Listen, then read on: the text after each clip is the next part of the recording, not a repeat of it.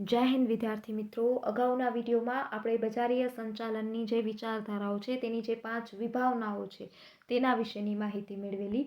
આજના વિડીયોમાં આપણે માર્કેટિંગ મિશ્ર શું છે તેનો પૂરો કોન્સેપ્ટ છે એ ક્લિયર કરીશું. તો સૌથી પહેલાં માર્કેટિંગ મિશ્ર કોને કહેવાય તે સમજીએ. તો ઉત્પાદકો છે કે જે પોતાની પેદાશો છે તેને બજારમાં દાખલ કરવા માટે અને બજારમાં તેની પેદાશો છે તે ટકી રહે તેના માટે વિવિધ નીતિઓ છે તે અપનાવે છે. તો આ નીતિઓના સમૂહને માર્કેટિંગ મિશ્ર તરીકે ઓળખવામાં આવે છે. બરાબર. ઉત્પાદકો છે એ પોતાની પેદાશો છે તેને બજારમાં સફળતાપૂર્વક દાખલ કરવા માટે અને તેને બજારમાં ટકાવી રાખવા માટે વિવિધ નીતિઓનો સમૂહ અપનાવે છે, જેને માર્કેટિંગ મિશ્ર કહેવામાં આવે છે. માર્કેટિંગ મિશ્ર છે એ ઘટકોના સમૂહ છે કે જેમાં એકમો છે કે જેનું નિયંત્રણ હોય છે અને તેનો ઉપયોગ છે એ ગ્રાહક છે તેમાં સંતોષ ઊભો કરવા માટે થાય છે. બાહ્ય પર્યાવરણ છે એ ધંધાકીય એકમ પર કોઈ પણ પ્રકારનો અંકુશ હોતો નથી. બરાબર. બાહ્ય પરિબળો ઘણા બધા હોય, જેવા કે કરવેરાની નીતિ છે અથવા તો સરકારની નીતિ છે, તેમાં કોઈ પણ પ્રકારનો ફેરફાર થાય છે. બરાબર. તો તેના પર ધંધાકીય એકમો છે કે જેનો કોઈ પણ પ્રકારનો અંકુશ હોતો નથી, પરંતુ આવા જે ઘટકો છે એ ગ્રાહકો પર સીધી અસર કરે છે. બરાબર. તો આ અસરને ઓછી કરવા માટે માર્કેટિંગ મિશ્ર છે તેનો ઉપયોગ કરવામાં આવે છે. બીજા શબ્દોમાં કહીએ તો બજારીય મિશ્ર છે એ એવા બજારીય સાધનોનો સમૂહ છે કે જે બજારીય હેતુઓ છે, બરાબર, તેના જે ઉદ્દેશો છે, તેના જે ધ્યેયો છે તેને હાંસલ કરવા માટે ઉપયોગી થાય છે. ધ્યેય સિદ્ધિ માટે તે ઉપયોગી બને છે. આ માર્કેટિંગ મિશ્રમાં અમુક જે બાબતો છે જેનો સમાવેશ કરવામાં આવ્યો છે, જેને માર્કેટિંગ મિશ્રના 4P તરીકે ઓળખવામાં આવે છે. એટલે કે પેલું છે પેદાશ, બીજું છે કિંમત, ત્રીજું છે વિતરણ અને ચોથું છે અભિવૃદ્ધિ. પેદાશ કે જેને પ્રોડક્ટ તરીકે ઓળખવામાં આવે છે, કિંમત એટલે કે પ્રાઇસ, વિતરણ એટલે કે પ્લેસ અને અભિવૃદ્ધિ એટલે કે પ્રમોશન. તો મુખ્યત્વે આ 4 બાબતો છે કે જેને માર્કેટિંગ મિશ્રના 4P તરીકે ઓળખવામાં આવે છે. તો વિદ્યાર્થી મિત્રો, સૌથી પહેલાં પેદાશ શું છે તે સમજીએ. તો પેદાશ છે એ માલ કે સેવા સ્વરૂપે હોઈ શકે. બરાબર. સ્વાભાવિક વસ્તુ છે કે પેદાશ છે એ વસ્તુ કે માલ, એટલે દાખલા તરીકે ટાટા સ્ટીલ છે એ સ્ટીલનું ઉત્પાદન કરે છે, તો જે સ્ટીલ છે એક પ્રકારની પેદાશ છે. બરાબર. જેનું ઉત્પાદન છે એ કરવામાં આવે છે, જેના કારણે ગ્રાહકો છે તેની જરૂરિયાત સંતોષવામાં આવે છે. એટલે કે પેદાશ છે એ માર્કેટિંગ કાર્યનું ઉદ્ભવ બિંદુ છે. જો પેદાશ હશે તો જ માર્કેટિંગનું કાર્ય અસ્તિત્વમાં આવશે. એટલે કે પેદાશ છે એ બજારીય સંચાલનની પ્રક્રિયાનું હાર્દ સમાન છે. અને પેદાશ મિશ્ર છે કે જેમાં પેદાશને લગતા અલગ અલગ નિર્ણયો છે એ લેવામાં આવે છે. દાખલા તરીકે ગુણધર્મો છે, એટલે કે પેદાશનો રંગ, રૂપ, કદ, બરાબર, પેકેજિંગ એટલે કે તેની પેકિંગ કેવી છે, બ્રાન્ડિંગ એટલે કે તેના પર જે સિમ્બોલ કે લોગો લગાડવામાં આવે, બરાબર, એ બ્રાન્ડિંગ. ત્યારબાદ લેબલિંગ, બરાબર, જે પણ પેદાશ છે તે અંગેનું લેબલ લગાડવામાં આવે, લેબલિંગ. અને વેચાણ પછીની સેવાઓ એટલે કે વેપારી દ્વારા જ્યારે પણ વેચાણ કરવામાં આવે છે ગ્રાહકને કોઈ પણ વસ્તુનું, તો એ વસ્તુ છે એ તે રિટર્ન કરી શકે અથવા તો તેને રિપેર છે એ પણ કરી શકે વેપારી. એટલે કે વેચાણ પછીની સેવાઓ છે એ પણ વેપારી દ્વારા ગ્રાહક છે કે જેને આપવામાં આવે. બરાબર. તો આ બધી જ જે સેવાઓ છે કે જેનો સમાવેશ કરવામાં આવે છે. અને પેદાશ મિશ્ર છે કે જેમાં ગ્રાહકોની જરૂરિયાતો સંતોષવાની તમામે તમામ પ્રવૃત્તિ છે એ થઈ શકે છે. દાખલા તરીકે નવી પેદાશ હોય તો તેને બજારમાં મૂકવી. બરાબર. પેદાશમાં જે પણ જરૂરી ફેરફારો હોય, એટલે કે ગ્રાહકની પસંદગી કેવી છે તે મુજબ તેમાં ફેરફારો કરવા, વેચાણ પછીની સેવાઓ આપવી. બરાબર. ગ્રાહક છે તેને કોઈ પણ વસ્તુ છે તેનું સમારકામ એટલે કે રિપેરિંગ કરાવી આપવું, રિપ્લેસ કરી દેવી અથવા તો રિટર્ન કરવા માટેની સુવિધા આપવી. આ ઉપરાંત પેદાશ છે કે તેમાં ગ્રાહકોને તે વસ્તુ છે એ પસંદ નથી પડતી. બરાબર. તો ગ્રાહક દ્વારા જે પણ ફરિયાદો કરવામાં આવે છે એ ફરિયાદોનું નિવારણ કરવું. તો આ બધી જ બાબતો છે કે જેનો પેદાશમાં સમાવેશ કરવામાં આવે છે. અને પેદાશ મિશ્રમાં આ ઉપરાંત પણ બ્રાન્ડિંગ, પેકેજિંગ તેમજ ટ્રેડમાર્ક છે એ મૂળભૂત પ્રક્રિયાનો સમાવેશ થાય છે. ત્યારબાદ છે બ્રાન્ડિંગ. બ્રાન્ડિંગ કોને કહેવાય તે સમજીએ. તો કે જે પણ ઉત્પાદક છે કે જે પોતાની ઉત્પાદન કરે છે અને પોતાની પેદાશ છે જે અન્ય પોતાના હરીફો છે, બરાબર, તેના જે સ્પર્ધકો છે તેનાથી પોતાની પેદાશ છે એ અલગ પડે, તેના માટે બ્રાન્ડિંગ છે એ કરવામાં આવે છે. બરાબર. જેના કારણે ગ્રાહક છે એ કોઈ પણ કંપની છે તેને ઓળખી શકે કે આ કંપનીનો આ પ્રોડક્ટ છે. બરાબર. તેના માટે શું કરવામાં આવે છે? એક બ્રાન્ડિંગ કરવામાં આવે છે. અને બ્રાન્ડિંગ છે એ ઉત્પાદકતાની પ્રતિષ્ઠાને છે ને ઘડે છે. કેમ કે ગુણવત્તાની ખાતરી છે એ તેના પરથી ખ્યાલ આવે છે કે આ કંપનીની વસ્તુ છે એ સારી છે, એ ગ્રાહક છે એ તેને સમજી શકે. બરાબર. એટલે કે આ માટે ઉત્પાદક છે એ પોતાની પેદાશ ઉપર કોઈ પણ નામ છે, સંજ્ઞા છે કે ચિત્ર છે કે નંબર છે એ આપે છે, બરાબર, જેના કારણે કોઈ પણ અન્ય સ્પર્ધક છે કે તેની નકલ ન કરી શકે, બરાબર, જેને નિશાની તરીકે ઓળખવામાં આવે છે. અને જો ચોક્કસ નિશાનીવાળો માલ હશે તો ગ્રાહક છે એને તરત જ સહેલાઈથી ઓળખી શકશે, બરાબર. અને આ દરેક પેદાશ છે જેને નામ આપવામાં આવે છે, જેને બ્રાન્ડ તરીકે ઓળખવામાં આવે છે, બરાબર. અને આ બ્રાન્ડ છે કે જેને કાયદાકીય માન્યતા મળતા તેને રક્ષણ મળે છે, જેને ટ્રેડમાર્ક તરીકે ઓળખવામાં આવે છે. અને આ બ્રાન્ડ છે એ પેદાશની એક અલગ જ એક આગવી ઓળખ આપે છે. જ્યારે પેદાશનું નામ નક્કી કરવામાં આવે ત્યારે તે પેદાશના ગુણધર્મો શું છે તેને પણ ધ્યાનમાં લેવામાં આવતી હોય છે. અને પેદાશનું નામ છે એ કોઈ ચોક્કસ અર્થવાળું, બરાબર, કોઈ ચોક્કસ અર્થસભર અને જલ્દીથી ગ્રાહકો છે તેને પણ યાદ રહી જાય તે મુજબનું રાખવામાં આવે છે, બરાબર. એટલે કે નામ અને નિશાની નક્કી કરવામાં પણ ઘણીવાર સંસ્થા છે કે જેની ફિલોસોફી ધ્યાનમાં લેવામાં આવે છે. ફિલસૂફી એટલે કે તેની વિચારધારાઓ છે તે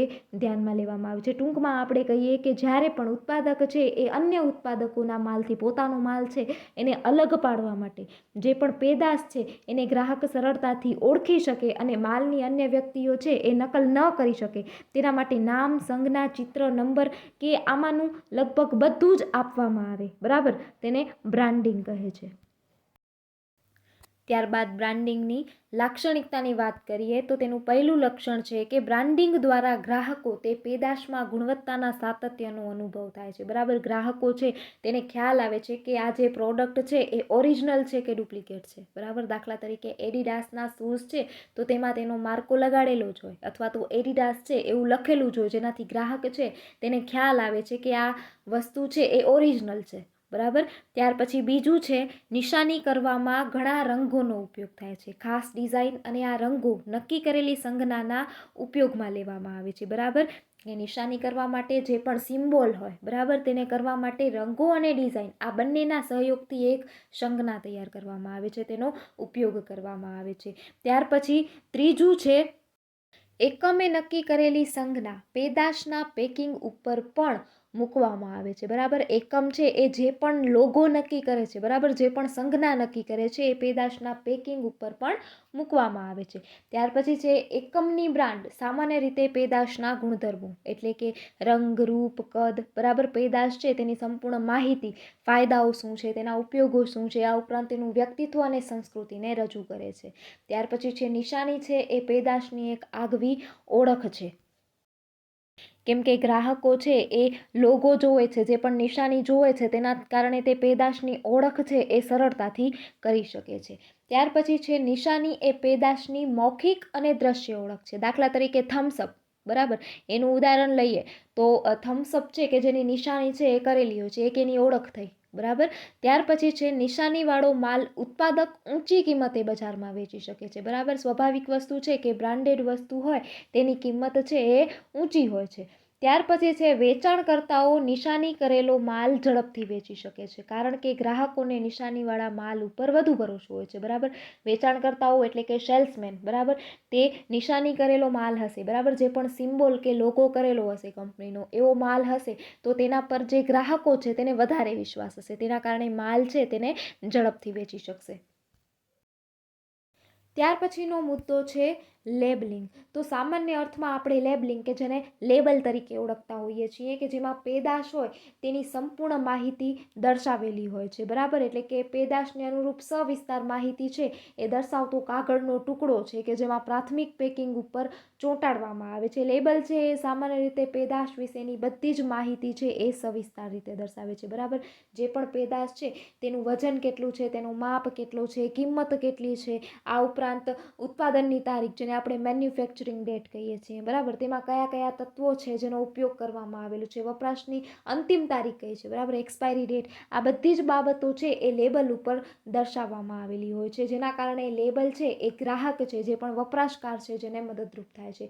પેદાશનો ઉપયોગ કેવી રીતે કરવો તે પણ લેબલ છે કે જેમાં દર્શાવેલું હોય છે. આ ઉપરાંત ઘણીવાર પેદાશનું પેકિંગ ખોલવા માટે પણ લેબલમાં જ સૂચનાઓ છે એ આપેલી હોય છે, બરાબર. દાખલા તરીકે આપણે ઘણી વખત પેકેટમાં જોયું હોય કે કાતરની નિશાની હોય અથવા તો એરોની નિશાની હોય કે જેના કારણે આપણને ખ્યાલ આવે છે કે પેકિંગ છે એ કેવી રીતે ખોલવું, બરાબર. તો એવી નિશાનીઓ છે એ પણ દર્શાવેલી હોય છે. આ ઉપરાંત દરેક લેબલમાં પેદાશની બ્રાન્ડનું નામ છે એ હોવું જરૂરી છે, જેના કારણે જે પણ ગ્રાહક છે તેને ખ્યાલ આવે કે આ કંપનીની આ વસ્તુ છે, આ પ્રોડક્ટ છે એ આ કંપનીની છે. બરાબર. તો કેટલાક ઉત્પાદકો છે એ લેબલ ઉપર ગ્રાહક ફરિયાદ નિવારવા માટે મફત ફોન સુવિધા માટેનો નંબર પણ આપે છે. તમે કદાચ કોઈ પેકેટમાં જોયું હશે, ટોલ ફ્રી નંબર કરી અને નીચે નંબર લખેલો હોય છે. બરાબર. જેના કારણે ગ્રાહક ફરિયાદ નિવારવા માટે આ જે નંબર છે તેનો ઉપયોગ કરવામાં આવે છે.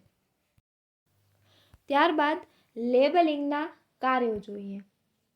તો પેદાશને ઓળખવામાં મદદ કરે છે. બરાબર. પેદાશ છે તેની ઓળખ કરવામાં, તેને સમજવામાં તે મદદ કરે છે, કેમ કે પેદાશને અનુરૂપ તમામ માહિતી છે એ લેબલ પર દર્શાવેલી હોય છે. ત્યાર પછી છે પેદાશની ગુણવત્તા અને પ્રકાર વિશે પૂરી માહિતી આપે છે. બરાબર. એટલે કે પેદાશ છે તેની ક્વોલિટી કેવી છે, તેનો પ્રકાર કયો છે, તે સંપૂર્ણ માહિતી છે એ તેમાં દર્શાવેલી હોય છે. ત્યારબાદ વપરાશકારને પેદાશ વિશેની મહત્વની માહિતી છે તે પણ પૂરી પાડે છે, અને વપરાશકારને પેદાશ કેવી રીતે ઉપયોગમાં લેવી તે પણ સમજાવે છે.